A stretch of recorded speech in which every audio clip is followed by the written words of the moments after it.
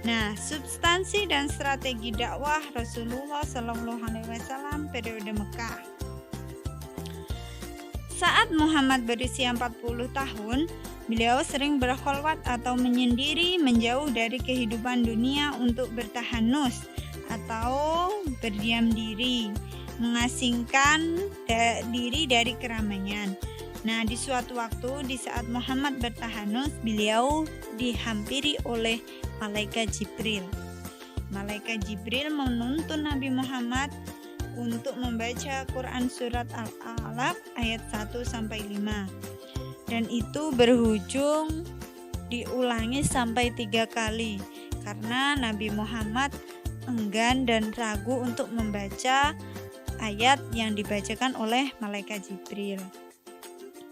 Nah, setelah kejadian tersebut, Rasulullah Shallallahu Alaihi Wasallam bergegas pulang dengan keadaan gemetar menemui Khadijah. Setelah menceritakan hal tersebut kepada Siti Khadijah mengajak Nabi Muhammad menemui sepupunya yang bernama Warokoh bin Naufal. Beliau adalah pemeluk agama Nasrani yang taat dan sangat menguasai bahasa Ibrani. Nah, setelah Warokoh mendengar cerita Muhammad, beliau berkata, ini adalah An-Namus, malaikat yang pernah diturunkan Nabi Musa alaihissalam. Dan Warokoh meyakinkan bahwa Muhammad adalah utusan Allah untuk menjadi Rasul. Nah, Muhammad pada saat itu merasa gundah gulana menunggu wahyu selanjutnya. Dan wahyu tersebut datang sekitar 30-40 hari. Malaikat Jibril menemui Rasul ketika Rasulullah berjalan-jalan. Ia mendengar suara yang bergemuruh dari langit dan beliau melihat malaikat Jibril duduk di antara langit dan bumi. Bergegaslah Nabi Muhammad pulang ke rumah dan menyuruh Siti Khadijah untuk menyelimutinya. Dan pada saat itulah Quran surah Al-Mudaththir diturunkan ayat 1-7 yang memperingatkan kepada Nabi Muhammad untuk menjalankan perintah Allah dan menyebarkan agama Allah dan menjauhi larangannya. Kita memasuki strategi dakwah Nabi Muhammad yang pertama. Nabi Muhammad dakwah dengan cara sembunyi-sembunyi dan secara terang-terangan. Namun kita kupas dulu dakwah secara sembunyi-sembunyi. Nah, Rasulullah Shallallahu Alaihi Wasallam memulai dakwahnya dengan cara sembunyi-sembunyi. Beliau mengajak umat manusia untuk beriman kepada Allah dan menganut agama tauhid, mengenalkan bahwa Tuhan itu satu. Strategi pertama yang ia lakukan yakni beliau berdakwah kepada keluarga karibnya secara sembunyi-sembunyi yang berlangsung 3-4 tahun. Nah, 4 tahun pertama beliau mempersiapkan kekuatan dan mencari pengikut setia. Dan wahyu yang turun pada saat itu sangat bersifat mendidik, membimbing, dan membina, mengarahkan, memantapkan Nabi Muhammad untuk terus melaksanakan dakwahnya. Dengan berbekal wahyu dari Allah, menjadikan Nabi Muhammad menjadi sosok yang sangat-sangat diteladani oleh pengikutnya. Nah, orang pertama yang menyatakan keislamannya disebut as-sabiqunal awwalun. Yang pertama, Khadijah, Ali bin Abi Thalib, Zaid bin Haritsah, Abu Bakar, dan Ummu Aiman. Nah, melalui Abu Bakar, pengikut Rasulullah semakin bertambah. Mereka adalah Abu Amir bin Auf, Abu Ubaidah bin Jarrah, Utsman bin Affan, Zubair bin Awam, Sa'id bin Waqqas, dan Akram bin Abi Akram. Nah, disitulah kilas balik dakwah secara sembunyi-sembunyi. Dan pada dakwah terang-terangan, banyak penduduk Mekah yang sudah mengetahui dakwah Nabi Muhammad.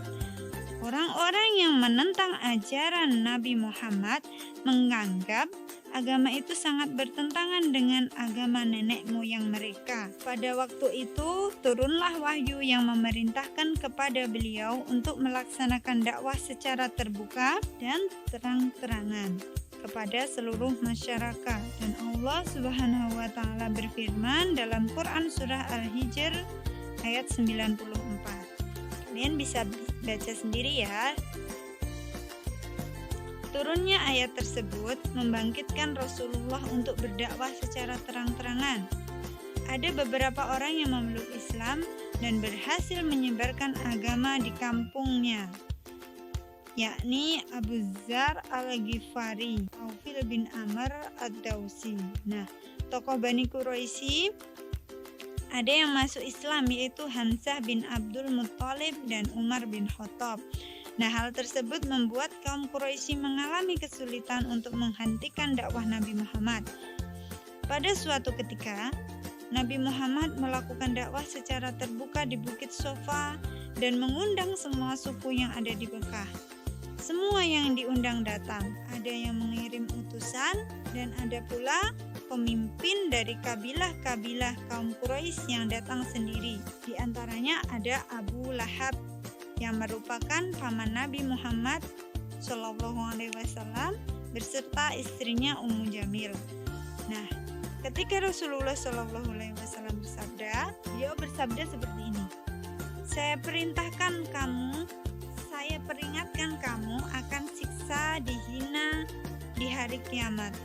Allah Subhanahu wa taala menyuruhku untuk menyembahnya, yaitu Tuhanku dan Tuhanmu yang menciptakan alam semesta, termasuk yang kamu sembah. Maka tinggalkanlah Lata, Uzza, Manat, Hubal dan berhala lainnya.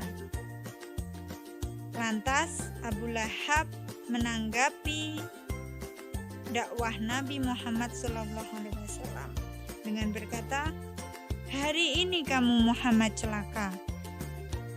Apakah untuk ini kamu mengumpulkan kami? Dan Rasulullah diam sejenak, dan selang beberapa waktu turunlah surat Al-Lahab ayat 1-5 yang menjelaskan bahwa Abu Lahab yang akan celaka.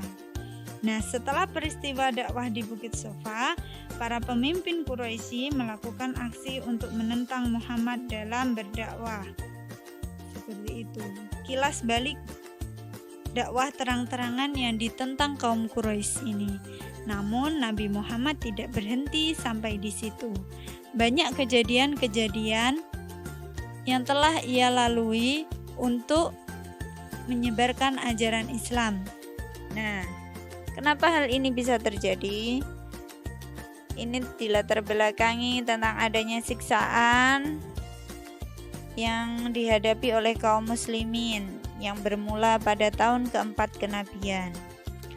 Namun seiring waktu kaum kafir Quraisy ini semakin gencar melakukan penyiksaan dan sudah pada puncaknya pada tahun kelima kenabian.